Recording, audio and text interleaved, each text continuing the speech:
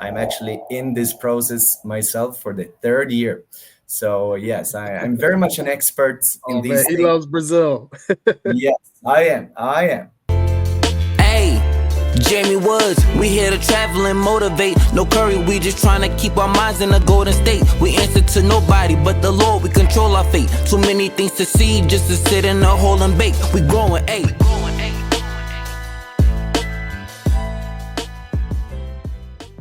So we have Sammy saying, where has the baddest girls gringo, Rio or Sao Paulo? The baddest girl. Well, the baddest girls, by one definition, I'd say Rio has, because the girls in Rio are more used to tourists and how to take advantage of tourists, right? So that's actually one thing to keep in mind when you're out there on the dating apps, etc. That some girls are, particularly set for gringos. They are called gringo hunters by their perhaps not friends in Rio. That exists less in Sao Paulo because there's simply fewer tourists per capita in Sao Paulo. So I would say I have more good experiences in Sao Paulo from, if you can use the word, quality of the girls, just being normal girls you're dating and you're having a good time, and little more experiences where the girl might want something else from you in Rio. If we're talking about the baddest girls, as in terms of, the craziest, wildest girls, and in, possibly more than one situation, I'd say Rio. There's a lot of crazy things going on after a few drinks here. Yes. Yeah, I 100% agree with you, man. Sao Paulo, my experience in Sao Paulo was, I feel like I encountered like a lot of beautiful, well-dressed, educated women. Not saying you can't encounter that in Rio, but I think that's like a Sao Paulo thing. They kind of want to appear like educated and well-dressed, and like they're very stylish over there.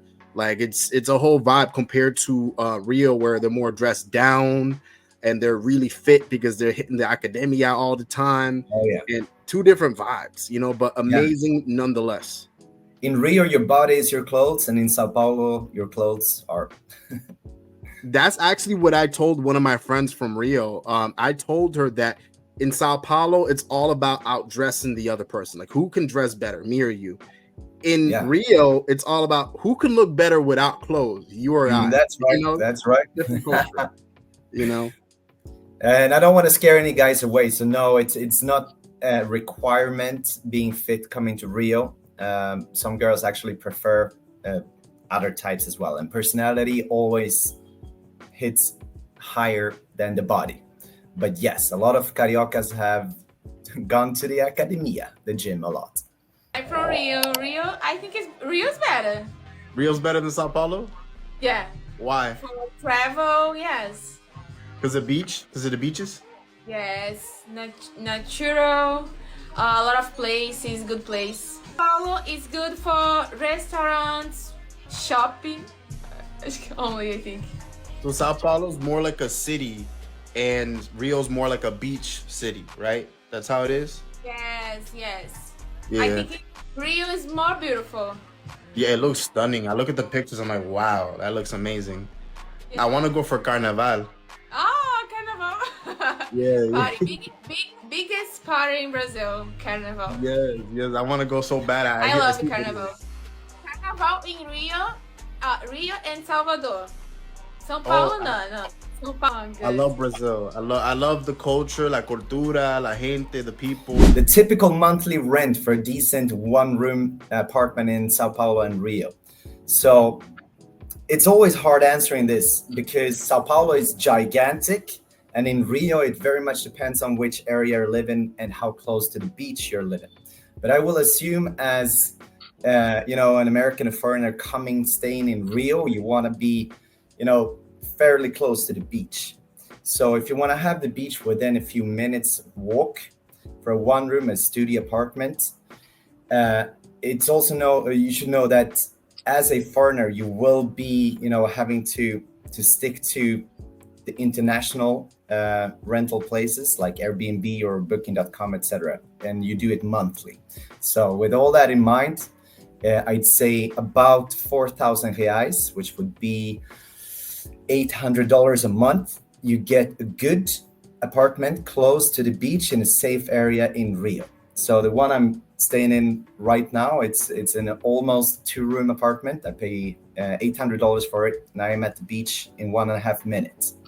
In São Paulo, there isn't any beach comparisons. You really need to know which area you prefer the most. The more touristic areas are Pinheiros, where you were, and Vila Madalena.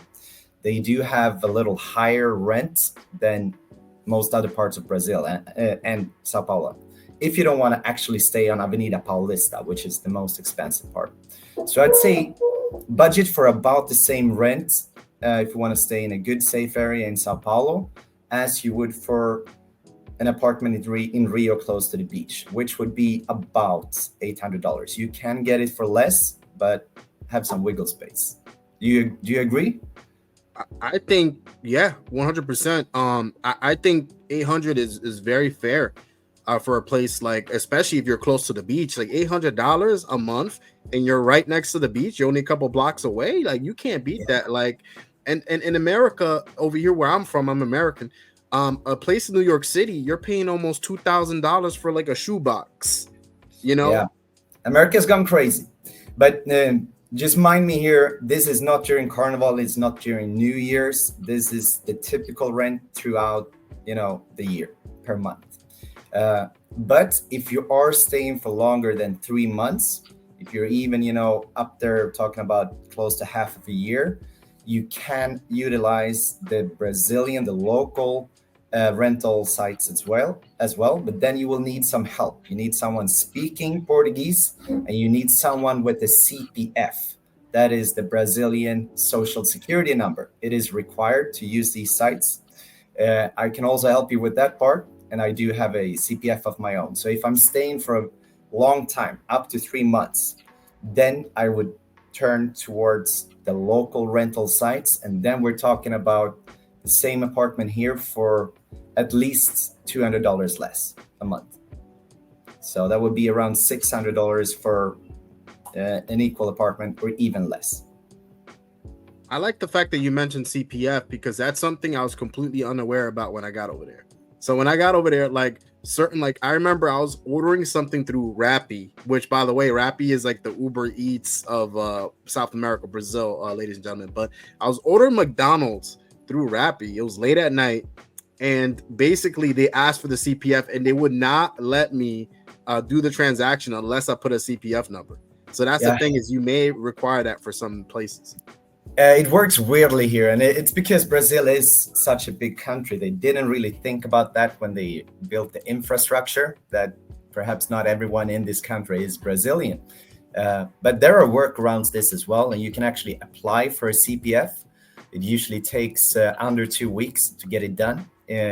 So if you plan to stay for a longer time, just search for CPF, how to get it, fill in the form, or walk to the government office issuing these, or reach out to me and I will give you a consultation on how to do. Nice. I've been considering the digital nomad visas, so I'll be a long stay. I'll definitely hit you up. So Swedish Gringo, so in terms of the digital nomad visa, how long does it allow you to stay in Brazil? Is it like for a year, 2 years? Yes. So coming just as a tourist, everyone basically, some countries have different rules, but everyone basically has 3 months. They can just come and stay without anything, just straight in. And normally that can be extended with additionally 3 months. So basically any tourist from a Western country can stay 6 months. For those additional 3 months, you got to go to the federal police office and just show them you're a good person that haven't done any crimes. And it's pretty basic. It's pretty standard. A digital nomad visa, yes, that's for 1 year. And you do have to fulfill, the requirements of not working, within the Brazilian economy. You can't compete with local work here. So you need to be working remotely. That's the main requirement. Apart from that, you need to show that you are employed somehow. Easiest is if you actually have an employer, they can write on a piece of paper that you're working for them. If you're working for yourself, you need to just do the same with your company name, and it gets a little silly. But you need to prove that you are working for someone, that you're employed remotely, that you're employed by someone who is not Brazilian. And the third one is that you just need to show that you have enough money to sustain yourself here. So either that salary you're getting from your employer is high enough, or that the money on your bank is big enough. And that would translate to, I think it's $18,000. I'm actually in this process myself for the 3rd year. So yes, I'm very much an expert in these things. He loves Brazil. Yes, I am. And I also have another lawyer friend who's working specifically with this as well. And she's helped. I've helped through her a fair amount of gringos so far, and they've all been very, very glad for the help. So her name is Ana Clara Lynch is her name. Oh, that's the lawyer? Yes, that's her, and my friend. She's been in a few of my videos. Okay, all right. So and you're saying for people to reach out just in case if they have any questions regarding they can reach out to me, and I'll give the context to Oh, her. okay. Got it. Yeah, man, because that might be me very soon, because I just keep thinking about Brazil every day, man. I'm like, man, my life look like if I was in Rio de Janeiro right now. It look like this. Exactly. Look at you. You're all happy and you got a nice tan. I'm not even drunk, and I'm still happy. Yeah, man. You're just drunk off of life, if that makes any sense, But Rofton Woods, are we related, Rofton? But he says, why do you need a CPF to order food? All right, I guess it's a question for me. So I don't know how to explain that, Rofton, because I went to Rappi, I started ordering it, and some restaurants require you to put that CPF, or else you can't do it. You can't order. It's strange. I can't explain it, but some restaurants do that and others don't. So most of them don't require CPF. Some of them do. I remember when I was trying to get a SIM card in Brazil because my service wasn't the best. That's classic. I forgot what cell phone company. What's the biggest cell phone? All of them. It's all of them, but it's either TIM, Claro, or Vivo.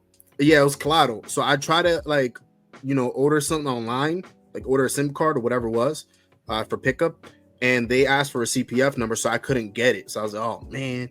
It's either you got to use someone else's or you got to get your own. Perhaps I can help you there, Rolfton.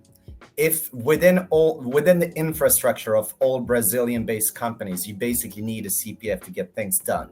So if you're using a Brazilian app, you always have to, when you're creating your account, you have to fill in your CPF, and then it's already filled in. So you might be able to order things without filling it in again. If you're using an app that's collaborating with local infrastructure, that question might come later in the process. That's probably what happened to you, right? And then there's a few, major companies that just stand over all of this, and that's Uber. Uber is the only transportation app you can actually use in Brazil without having a CPF when it comes to calling a taxi. And other companies have tried to, break out of that, because obviously there's money to be made if all the gringos can use them. But that is simply just a result of the Brazilian infrastructure. Everything is based on this social security number. Yeah, man, it's strange how some things you need a CPF, some things you don't. There's no explanation why, but it is what it is. That's what it is with Brazil. But another thing that you guys will need somewhat in Brazil, not entirely, but Pix. Like I tried. Like, how does that even work, Swedish Gringo? How do you get Pix? No. You can't get it. I'm sorry, guys. So you have to be a Brazilian citizen for that. To get Pix, you need to have a Brazilian bank account. Oh, okay. There are some works trying to, get Revolut and Wise to work with Pix. I have a few friends who's been middling with it, but I'm not sure if they actually succeeded. So I might be wrong there. But if you really want to have Pix the real way, you need to have a Brazilian bank account, and then it's super smooth. But to get a Brazilian bank account, you need to, have some kind of residency here. If you have the digital nomad visa, as I do, you might be able to get a Brazilian bank account. I had to ask 5 banks and first got declined of the 6th bank before I finally got it. So I have Pix, but I am I am the only foreigner I know who is not permanently living here, who is not, Brazilian, that has Pix. So you don't really need it. It makes things easier, but you can pay for practically everything with your credit card in your phone as well. Just don't give it to all the guys selling caipirinha, because they might take your contacts.